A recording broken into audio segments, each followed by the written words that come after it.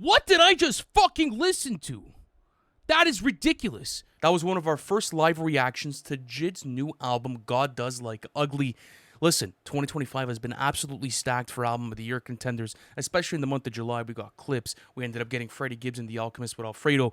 But for me, Lou, I'm going to be honest with you, going into, the live album reaction last Thursday, or should I say Friday morning, I was so pleasantly surprised with this album. It was such a fun time with the community. I had a great time listening to it with all of you guys. And if you weren't able to catch the first live album reaction, you could do so by subscribing to the Patreon plan. Click the pinned comment. It's going to take you directly to the reaction tier.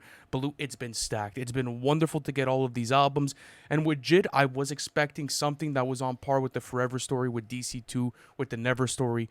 He's arguably a top 5 rapper in the game right now, a top 5 artist in the world right now, at least in my opinion. I feel like since the Forever Story, he's upgraded everything from his sound to his commercial appeal to the way that he's also been able to hop on different projects and do a little feature run before this album released. I felt like it was a good time for JID. So let's get into this. Artist performance-wise, what did you expect? Because going into the Forever Story, that was maybe top 3 in your list for albums of the decade. It's one of the strongest artist performances that we've ever seen at NFR for a rap album. And when I go into this, not that I was expecting the same thing like the Forever Story, but I was expecting high quality performances throughout the entire track list. I thought on my end I got them. Do you feel the same way? Yeah, I mean, listen, when it comes to JID, you could always expect top tier rapping. Like, that's a skill that he's never going to lose, and he brings that to the forefront here, as well as picking up where he left off from Cody Blue 31, and even all the way back to the Never Story, where you are getting singing performances like All Bad and whatever else, but now you're getting JID as an improved vocalist giving you these singing performances. So it's a very balanced artist performance and one that's very sharp. I like the way that he really makes his personality radiate throughout certain records. For example, on the opener, YouUgly, his delivery for every S word, for example, instead of snail, he pronounced it schnail. Or stone would be stone. So, like, I just like how he balances that personality with his surgical rapping and just layering also those layered vocals in the bridge of that song. Speaking about Beautiful. This record, too, what's crazy is that he has this nasty start and stop flow that's prominent throughout the entirety of the record. And something that I've always loved about JID's rapping and that I feel like is effortless for him at this point in his career is the unpredictability factor of what he's going to bring next with his flows, right? Because you go through, YouUgly and you get that signature stop flow. But then, you get this beat switch and it's almost like he changes the tempo of his rapping and he's able to adapt to the beats on this album. And that's something else that I really, really enjoyed about his performance on this album. For sure. And I think when it comes to his flow, obviously we can expect him to be an absolute wizard with it. I mean, I think it was Hip Hop by the Numbers that put out a stat that he switches his flow over 140 different times on this album. Yeah. But that was expected for me. I'm like, okay, JID is just the best rapper when it comes to the art of flow in hip-hop right now. Like, he's number one. But what really impressed me this time around was more his cadences and his various vocal tones that he was experimenting with throughout the album. Yeah. For example, in the second part of YouUgly, when he sounds like a nonchalant villain kind of clenching his teeth, or even the dark, low-pitched vocals at the start of Community, which he's done before. Or also the venomous and out for blood cadence that he has on the first verse of that song. I feel like on this album specifically, he sounded more aggressive and competitive than he ever has before. Because on multiple records on this album, you're getting that vicious side of JID that we've really never heard before. Like I said, that cadence on that first verse of Community, bro, we thought it was Marco Plus. We didn't even think it was JID when we first heard it because of just the way those inflections rang off. And then you go into a song like G's as well, and then you're getting those standard JID performances that you come to love since, the inception of his career, or even something like VCRs, where on that, song in particular, he's a lot more patient with his flows, and, he's kind of a bit more slower with the delivery. So I find he does a great job at being able to play this balancing act throughout the project where he's giving you all kinds of different dynamic performances. He keeps you guessing. And throughout the entire of the 15 songs, it was always what's next, song after song after song. Even looking at something like Blue, for example, that's one of the strongest performances on the album for me. It's interesting because the progression of his tonality and the way that he progresses with the record throughout that performance, I think is masterful. It's well calculated, and every single flow switch or cadence switch throughout this project just feels seamless. But something else that I want to talk about is towards the middle of the album, because That section, there's a section of 4 songs. there's Let's a talk section about of it. 4 songs where it feels like JID is trying out new sounds for his career. There's a lot of different songs on this album that you can't find on other JID albums. For example, let's take a Skate, right?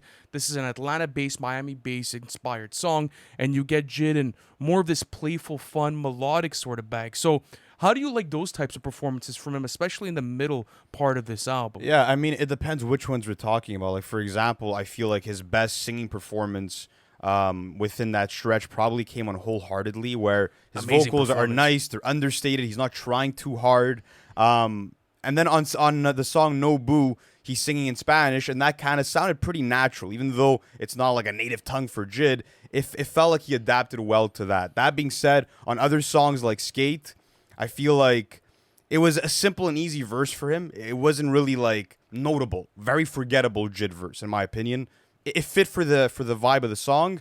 And then What We On, rapping with a melodic flow, again, cool, average performance, but nothing spectacular compared to the rest of the track list. Yeah, you're absolutely right. Even something on Wholeheartedly that I really enjoyed is the way that him and Black were obviously doing the back and forth throughout it. But when we were speaking about All Bad before, it kind of reminded me of a performance off of the Never Story like that, where he's able to extend his vocals, he's able to have these really nice rhythms, and he's able to get you into the groove of the track. And I think this just also further proves that JID is not just a rapper or someone that's able to spit or someone that you see as just this top tier lyricist. You could see him in that light, but I think that there's records on this album that prove that he's much more as an artist and that he has a lot more to offer. Even on Nobu, for example, with Jesse Reyes, the way that they layer their vocals when they're doing the Spanish section of that record, I thought that was super interesting for JID because you've never heard that type of performance out of his catalog. So overall, going into the artist performance,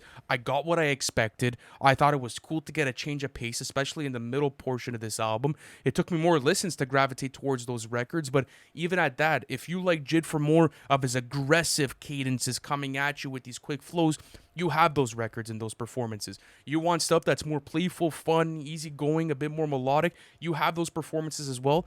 And you're also getting performances that feel more meditative, that feel more personal, almost like JID is talking to you. In my opinion, I'm giving you this an amazing rating. Yeah, I'm gonna give this an amazing rating too. Excuse me, and I think that maybe it could have gone another way if there were a couple of tracks cut off here, and that's something else that I look for when it comes to artist performances. Like, how did you sequence this track list? How did your vision come together as an artist that's leading this album? And when it comes to JID, with this project, I feel like, again, as much as I love the experimentation, it could have felt a bit tighter, even narratively, which we'll get into for the content. But if there was a couple of songs just cut out, but close to perfect, amazing rating finally, though. Yes. Okay. Content okay. or features? Where do you want to go? We could talk about the content. Yeah, we could do it. So this is interesting because, obviously with the Forever Story, it was this looping theme of the writing that you saw in the Never Story, and it felt like this full circle moment for JID, especially with him closing off with 2007 and him finally making it and being this mega rap star. But with this album in particular, you're right, narratively within the middle portion of the album, it does take a detour because the verses that JID's rapping or where he's going with it are a lot more romantic centric, or they play into the classic relationship or let's say toxic relationship situations that you might find yourself in life.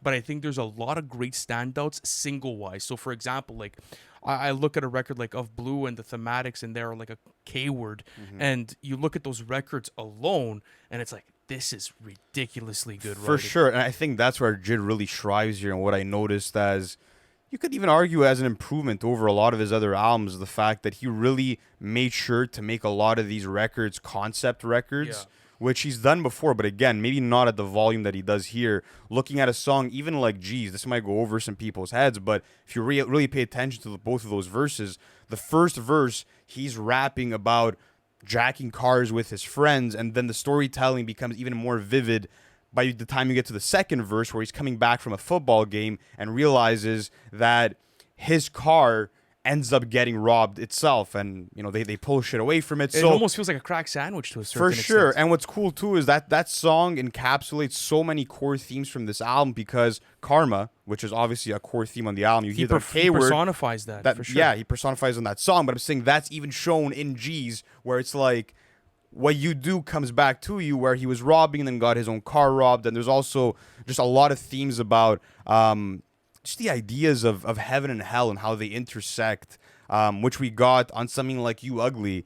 And that's going to lead us even into the production, where oftentimes with the production on this album, it felt like you were going from something beautiful and blissful to something dark and kind of just spooky. So, and that's what I like about the vibe of this album too, is that it doesn't leave you into a gray zone, right? Like, if he's going to explore a concept, he's going to do it to the fullest. The writing is fleshed out, and he doesn't leave you wondering. So, for example, on K-Word, I love that record because it shows JID personifying karma and how karma will affect your life, and how if you do good things in life, you'll receive them back, and if you do bad things in life, you'll get the same outcome and you'll receive the same thing. So I love the way he did that. Or even something like Of Blue. Something that I liked about the Forever Story, for example, like a record like System M, was the vulnerability. The vulnerability in that song was great because for the first time in a long time, you see JID like really struggling with self-doubt, and him looking at his life and questioning a lot of people around him, questioning the actions that he's doing in life. But yet there's also this optimistic sort of feeling to the writing that leaves you wondering, like, where does JID really stand? And at the end of the day, he stands on positivity and he stands on moving forward. And I love that message throughout the album, and I thought that it was super well executed upon. Even a record that I found really encapsulated his career well, and it's a record that I won't be going back to all that much, and we've spoken about it, was Work. But you go through those verses and JID is explaining to you his work ethic and how much he puts into his career and into his music, and gives you the full scope of what it means to be JID and what it means to be able to deliver these albums. So with all of that passion and all of this intricate writing, I felt like it was well put together, and you gave him a nice blend of both. You didn't have all these concept records for 15 songs straight, but you also get nice breaks in the middle where JID is talking about relationship talk and the romance stuff. So how did you like the balancing act with that stuff? I mean, listen, yeah, sure, it was cool, but it takes away from the larger narrative at play, right? Like, for like the sake of just how listenable the album is and how many people these different songs could reach and how he's gonna show off his range, his artistic range. It's great for all of that, but again, you go to a song like "What We On" with Don Toliver, there's nothing that really plays into the main concept of God and just his spirituality and JID trying to find his purpose, which is something that is really centric on a song like Of Blue, which is just a 3-part masterpiece. So I feel like it took away from the subject matter generally, but there's so many highlights here that are beautiful, and I feel like if you do really pay attention to this album, I think what JID is trying to say is that greatness can come from the rawness, the messy, the ugly stuff that we have deep inside of us. There's always a way to turn a new leaf and find your purpose and sort of like right those wrongs. And I feel like that's really echoed throughout a lot of songs on here. There's also a beautiful love letter to hip hop and his fan base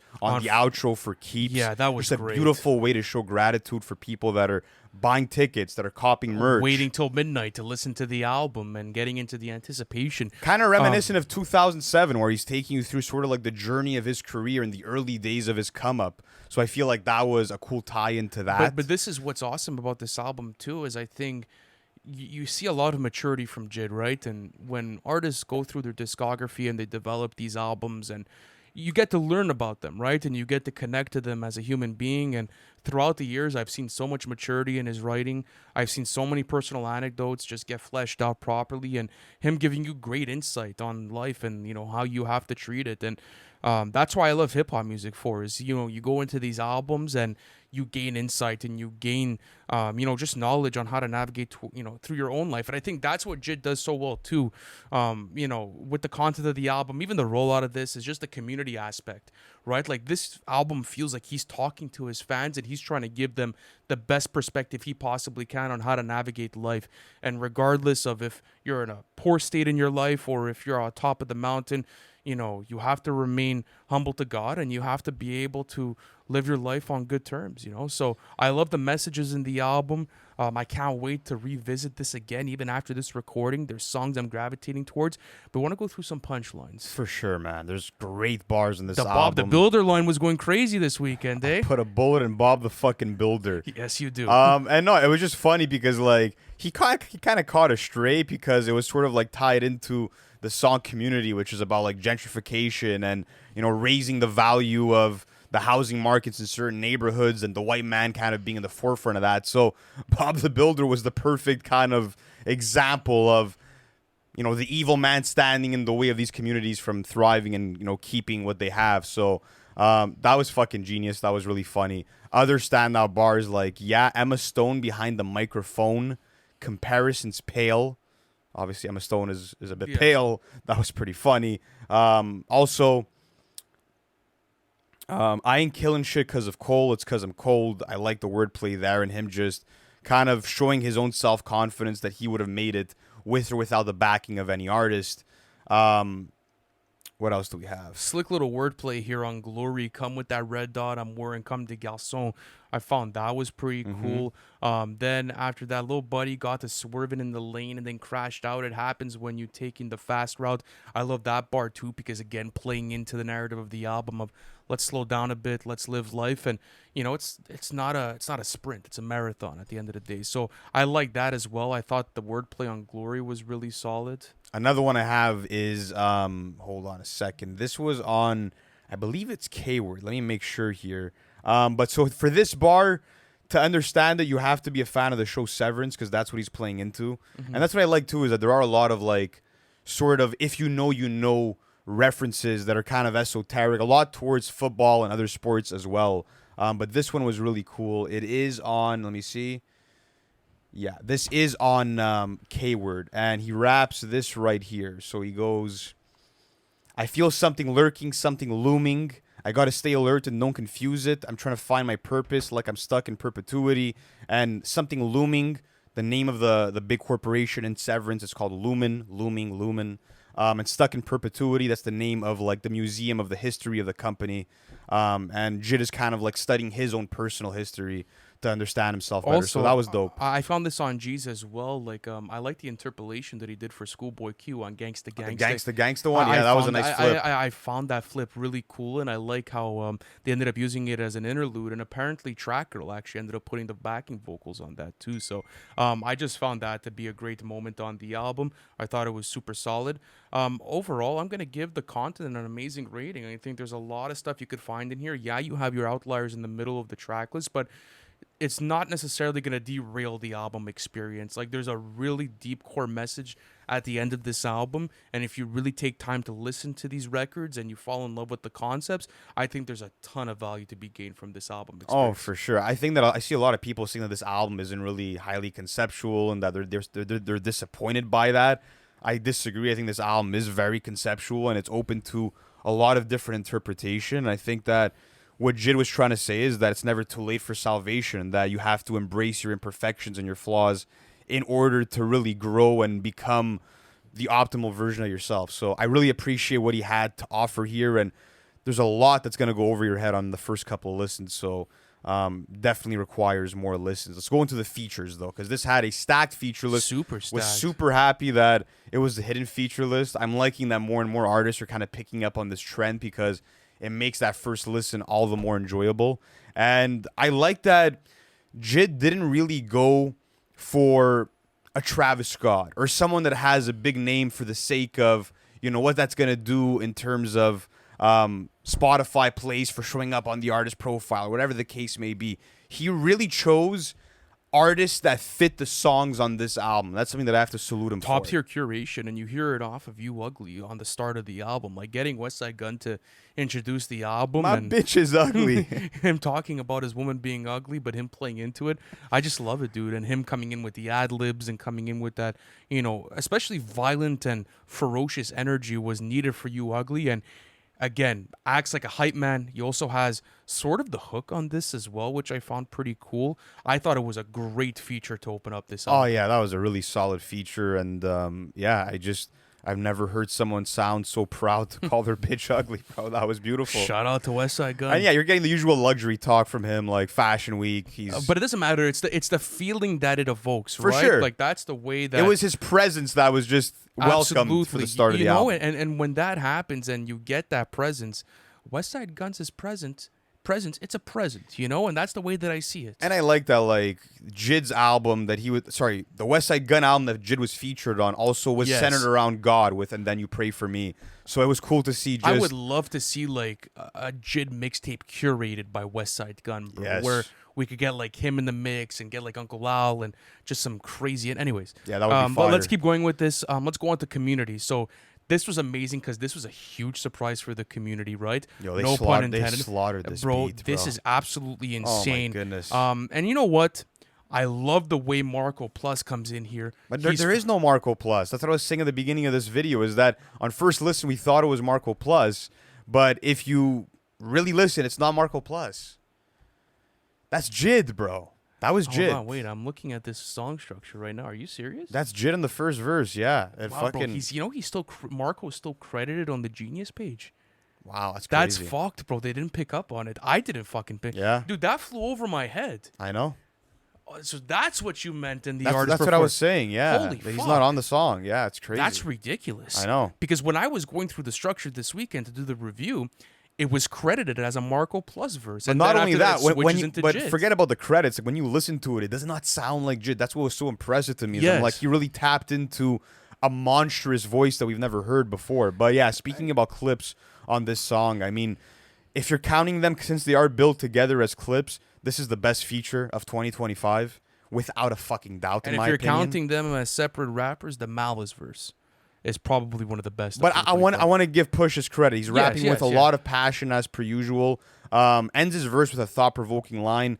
Tween ADHD and all the pills that you gave us, how he's supposed to process this anger. Just talking about like just modern therapy and the potential issues that he sees with it.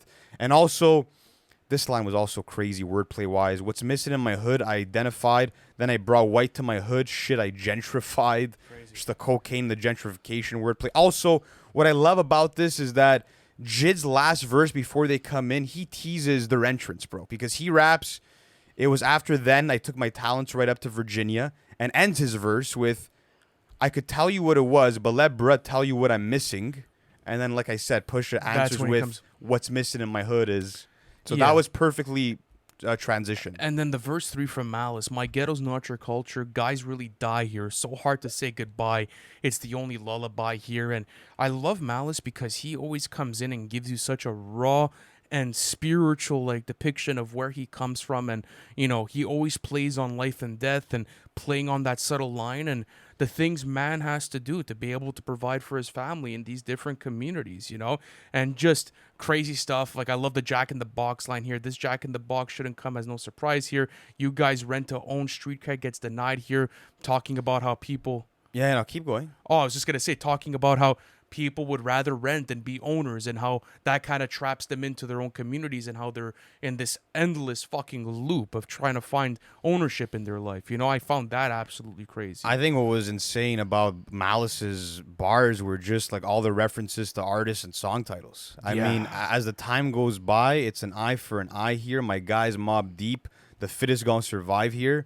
So obviously Mobb Deep as in the legendary duo, and then their songs Eye for an Eye, and their other song, Survival of the Fittest. And also, Kilos Turn Boys to Men, referencing the R&B group Boys to Men. Or, if that's not enough, when kings can't raise a young prince, the doves cry here. Prince obviously has a song called When Doves Cry.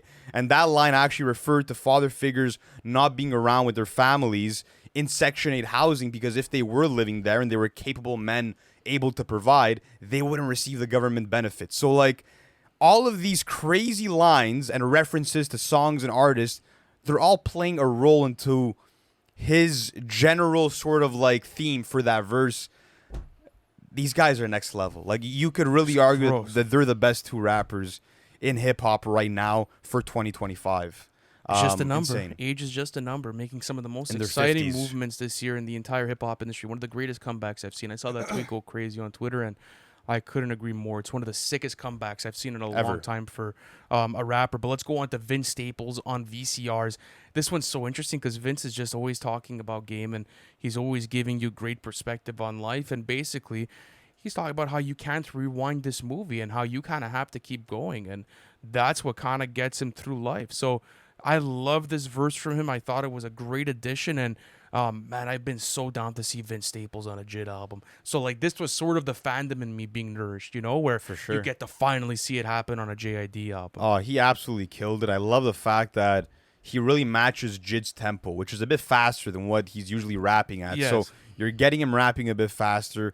And what's even more genius is that when you're looking at the rhyme schemes that they use, you have a number motif here where JID's rapping like only one shot could cause a second line, and like his whole rhyme scheme is dedicated to moving from the number 1 to the number 10. And what's even crazier is that Vince Staples continues that, ends with the number 12, and then for JID's third verse, he starts with, and who's the unlucky 13th? So the way they were able to sort of just be on the same playing field for this, it was genius, bro. It was absolutely genius. But let's keep going on with this. Let's go on to Skate. This has Sierra and Earth Gang on the record. And this was interesting. I felt like in the past, whenever you got Earth Gang features, it was a lot more hip-hop centric. But with this, you're getting just kind of harmonizing and giving you like extended vocals, and then you're getting Sierra vocals on the intro of the track, and it's kind of like they chopped them up for the entire record, and it almost becomes the sample for the song itself. So well, she has her own bridge as well, which she sounded she does. She sounded amazing on, and I wish that she was on hook duty for the song because she was the best performer on that track to me. I feel like with Doc on Skate, he kind of was like playing into his inner Fetty Wap. Like if you would have told me that was Fetty Wap, I would have believed it, bro. Like, even the way he pronounces certain lines, like "you 90s fine," like the way the accent that's at play there, it was really very solid, Fetty Wap-esque, Yeah. but it was really solid. I like the stop and go flow. Johnny Venus has a smooth performance as well. Like he always does. He rode the beat really well. So yeah, everyone did their thing. Everyone on here, that song. this Let's was talk a good about collaboration. Don Toliver on What We On. So you're getting Don T in kind of a different light than what you're used to seeing from him, especially like where you're getting these pitched down, slurred out vocals. Feels like this chop and screwed sound that you'd find from Houston throughout the entire record. And Don Toliver is doing what Don Toliver does, just in a different pitch throughout it. I kind of felt like it dragged a bit towards like the final half of his performance. I would have maybe liked to see him just take the choruses, for example, but I was kind of not underwhelmed by this performance, but it's definitely not the highlight when I look at the rest of the collaborations on this track. I feel like it was so unnecessary. Like I said, sure, JID was tapping into the chopped and screwed sound, but like how necessary was that for this album? And why do I need to hear Don Toliver for a minute and a half with these low-pitched vocals that have no texture and that kind of make his vocal melodies become neutered, in my opinion? Like he sounded so much better once that vocal pitch was removed, and it would have been great to have him like start off the song for that minute and a half runtime, take off those voice like I get what the voice filters were used for, but at the same time, like you said, he has such good vocals, right? And we've seen it on Life of a Don with these types of like chop and screwed productions. For example, I go back to a 2 a.m. Imagine that type of performance here where it's kind of extremely like familiar as well based off of flow and cadence, but you get rid of those fucking vocal effects and you just get him there. Bro, it's 90 seconds. Like by the time I reach JID, I'm already disengaged with the song. Yeah, you're kind of checked out, right? Yeah, but let's go on to Wholeheartedly. Not too much to say about Ty Dolla $ign's performance. It was standard. He sounded good with Black on the chorus of the song. Their vocals paired up well. Black has a smooth verse. He's kind of rapping about navigating through a problematic romantic relationship. Nothing new there. Both did their thing.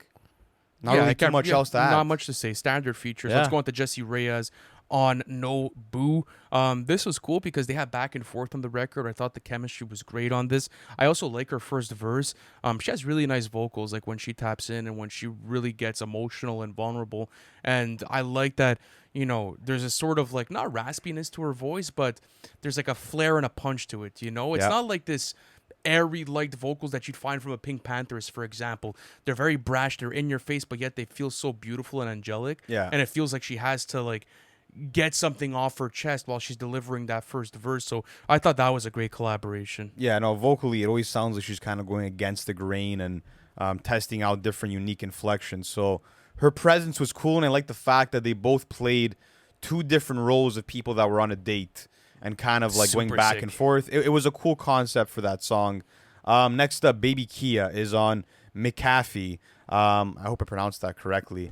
And McAfee, yeah, and he does well. He's kind of like the aggressive hype man for JID. I thought it was Kenny Mason when I first heard it, to be honest. That's it. Like, with I you. thought that Kenny Mason could have probably fit this role Yeah. super well, but giving the look to Baby Kia was super cool. And this just feels like you said, Baby Kia comes in with those loud, aggressive, obnoxious vocals, and he's JID's hype man, and then JID just goes in and absolutely rips it apart. I thought that was a great collaboration. Now going on to some of the last features on this album. I think all we have is Mariba, right? You get Mariba and Pastor Troy on K-Word.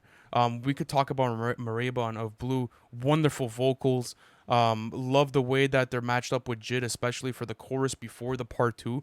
I thought that was probably the standout of the performance, but how did you like the performance? I thought she had the best sung vocals on the entire album. Her voice is soft. It's fucking just so rich in emotion, and literally like every vocal note that she delivered felt like a warm caress. Like it was beautifully performed. And Pastor Troy, I like that was sort of he was sort of a character on the album. That's what it felt like, right? Yeah. There's even a section earlier on in the album where he's like, yo, fuck your Louis, fuck your Gucci. Like, this robe that God has gifted me with beats all of your wardrobes. So there's some humor mixed within it, and I like the way that he was used Throughout the on song. K-Word as well. Yeah, and he also has the chorus for this record, which is super cool. But besides that, I believe that's the end of the feature list. Like you said, Lou is well curated.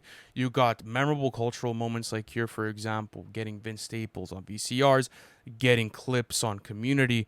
These were massive collaborations that people wanted to see. I felt like the female vocalists and the R&B singers, like Sierra, Jessie Reyes, and Mariba, they did a wonderful job at creating a beautiful dynamic performance for the album. I'm gonna give this a great rating overall. That's I what have it as an amazing rating. Wow, actually, okay, fire. Yeah. Okay. What kind of knocks it down? Don T, obviously. Don T knocks it down a bit. I thought the Earth Gang feature was cool. I just felt Okay. like it was standard, like I had gotten that before. As a whole, I'm kind of questioning Skate and how I like it as a record. So I don't Gotcha. think anyone was poor, to say the least. Yeah. But I thought that, the great rating was fitting for this one. Let's go on to production, though. So star-studded cast of production here. You're getting Crystal, Childish Major. You're getting Boy Wonder on this. You're getting Vinyls. It's just absolutely stacked all the way through. Yeah, I mean, it felt like Crystal, who obviously is JID's DJ and at the helm of a lot of his production, he was sort of like The guy. the common glue between a lot of these songs. But for the most part, you're kind of getting different producers on basically every song. single song. Yeah, for like the you're most getting part, Jay you know what I Versace mean? on VCRs. And And you're getting like Lex Luger beat for Glory, and Yeah. you're getting like Boy Wonder, Vinyls, Coleman, like that team for McAfee. So it was cool to see him, have the freedom to reach out to different producers and see what worked. But yeah, let's talk about the production as a whole. I feel like just like the Forever Story, you're getting a lot of songs with different phases, different beat switches. And you get that on YouUgly, which is the first, sort of evidence of beat switches and this dynamic production. Produced by Shroom, Crystal, Childish Major, Luke Crowder, and Akil Pratt. It's interesting because you're getting like these distorted, almost futuristic robot sounds in the background that make it feel like it's this dystopia, and it makes it kind of feel like there's this anger in the air throughout the production. And then on the second half, it only gets more brash, bro, and it kind of comes in and out of the production. So how did you like YouUgly as far as a beat goes on this album? I loved it. Getting that vintage vocal sample over that dusty instrumental, and then you build towards the snares and the kicks coming in, and then it gets spooky. So I just love the idea of going from hell to heaven and back to hell. That's what it felt like listening to this song. So that played in perfectly to just his overall themes. Glory was another big standout for me, because of those soulful choir vocals that progressively get louder as the song keeps playing. And then they change pitch, and there's a chill backdrop until bang, you're 40 seconds in, and Lex Luger shows up with those 808s. And I just love the fact that he made a gospel trap hybrid beat. That was really awesome. That was fun. What else you got? Also, Community, great live bass line on that. I like the sharp keys, fantastic backing vocals, kind of added a soulful touch. How did you like G's? That was a big topic of conversation because there was Comethazine's walk sample that was used within it. Kind of has an off-kilter horn. Do you fuck with it? Do you not fuck with it? I like it Okay. because this feels like a classic JID song for me. Something that I would find off of the Never story, right? Where you're getting him just absolutely ripping apart the verse. And this just felt like a mixtape cut. And I like the fact that he wasn't afraid to have like a non-complicated production, like something like this. Like you said, you have the Comethazine sample flip that's prominent throughout the entire track. And I know when people hear a certain type of horn, right, they're like, oh, it sounds goofy. It sounds like a tricycle. No, it's not always like that. I understand that people have certain PTSD moments with other beats in hip-hop like that, but I thought that this was really well done. Another beat that I thought was interesting for JID to attack, and I wanted to have this conversation with you, was on What We On, because you're getting this sort of like OVO 40 reverse drum line, sort of aquatic, get rid of all the high-end sort of production, and it almost feels like a beat that you'd find on like a Dark Lane demo tape. So how do you like JID on that type of production, and do you think it was a strong cut for the album? Didn't really suit him the best, to be honest. You didn't with like you. it? No, I felt like it didn't really have that vigor and that strength that you want a lot of JID's beats to have. And it didn't really have that much soul. I feel like you either want JID on something that's aggressive, rowdy, and always kind of transformative, or you want him on something like, for example, for Keeps, that just feels like a classic hip-hop beat with a beautiful vocal loop. So that's at least my preference, but did you like him on it? I thought it was cool, actually. I would have liked Okay. him to take that entire song and see what he could do with that That sound, entire, you're saying? that entire aesthetic as a whole. Interesting. Yeah, absolutely. Because there's not many people that are doing it right now, and it's hard to replicate it. And at first, I was like, "Yo, this could really pass for a 40 beat." But another beat that I actually like that I didn't get this chance to talk about, but it's been out for a while, is actually Work. I'll explain to you why.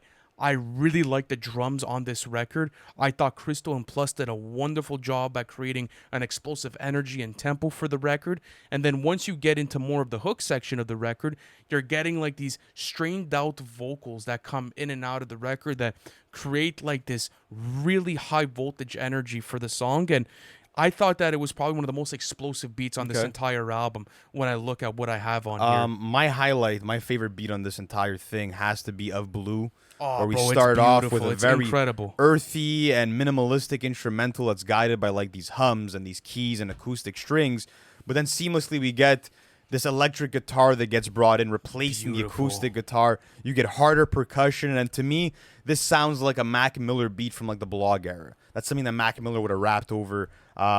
Absolutely stunning beat. I also like the VCR beat by Yeah, Jay Versace. for It's sure. very unorthodox, bro, and it's almost a beat that I've never seen JID rap above. You get this abstract sample flip in the background, and the drums are weird on this record. I don't know how to explain it. It almost feels a bit disjointed, and I think that it actually challenged JID and Vince to go into a different direction with their verses, and I just love seeing that from two different artists. Shout out to Jay Versace. Wonderful fucking producer. Another one again. Like we're talking about a lot of the same songs. These are the best records on the album to me. K-Word, love the intense dramatic strings, the way it builds tension until you get to that boiling point. Yeah, that's what I found so cool about the production on this album was as well, is like it perfectly matches the tempo at which JID is rapping at, but it also fits these songs thematically. And we've given points to other albums for having those types of different strengths as well. And I just thought it was super well executed upon.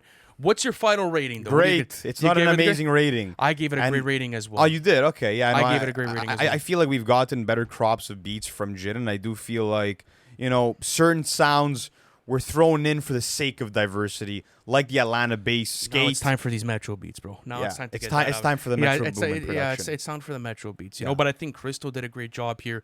Star-studded cast of producers fit the album vibe. I think it was a great album. Great rating, for when sure. it came to production. Replay value, you're getting 15 songs from JID. You're also going to be getting this Friday, officially on DSPs, a new song called Sun, which we haven't heard up to this point. Yeah. Can't talk about it, but just based on how rich the writing is on this album, based on how many different styles JID is showcasing, there's so many fucking reasons to go back to this album. I think What We On is going to be a late night drive song for a lot of people. Looking at something like For Keeps, that's something that's going to be very inspiring to anyone kind of chasing their dream. I can think of so many different scenarios as to why people would want to play this album over and over again. And when it comes to skips on this thing, I mean, not too many. What We On is a skip for me. I won't be revisiting it all that much. No Boo is I like the record, but I won't be revisiting. not my taste. It's not my taste. Same for Skate. And then I'm not going back to work all that much. But overall, I'm going to be spending a lot of time on this album. Yeah. So if I'm taking, like, let's say 12 to 13 tracks out of a 15-song album, not including the interlude that's on this record, and I'm really staying here for a long time, bro, that's an amazing rating for me, man. It is. I'm really interested in going back into the studio album experience, and it feels different from anything else that JID has in his catalog right now. It's an outlier. It feels like he not only pushed his pen forward in certain instances, but there's sounds and there's these textures that he's never attacked on previous albums, and that gives you even more incentive to have to come here because you can't get these types of records on DC2, the Never Story, the Forever Story, and even some of the older stuff that he was releasing on Para 2. So overall, I'm going to give the replay value an amazing rating. So is Lou. But let's get into the overall thoughts. Listen, the expectations were high, but JID is always going to meet them. I told you, this guy's a monster. Whenever he comes through and he delivers a studio album experience, it's an album of the year contender. This matched that. This is definitely an album of the year contender. And you're seeing diversity and maturity from JID, right? I think that he wanted to push his sound forward and he wanted to show people, not only am I the skilled lyricist that maybe reminds you of like old vintage rapping from Wayne, but I'm someone that could extend the harmonies. I'm someone that could get onto a record with an R&B vocalist and match her tempo and layer my vocals on top of hers. Like, there's so much value to get out of this album. Incredible song concepts. Overall rating for myself, I'm going to give it an amazing rating. Yeah, no, I feel like JID just continues to build an impeccable discography. And there was a lot of pressure after the Forever Story, which was a lot of people's pick for the best album of this decade when it came to hip-hop. And I think that, you know, I'm not really concerned with this matchup or not. I just feel like this is another solid entry for right now. And I like that he did continue to be just as personal within that album in this one as well, just on a different way. Instead of like attacking the family dynamics, it was really centered around his personal journey with spiritualism and him finding himself from the highest and lowest points, and even just showing gratitude at the end for being a father and choosing the right path ultimately. Musically, I do wish that section of the album was put together a bit differently. There is a run of songs that kind of weakens it a little bit, which was from Skate all the way to Nobu.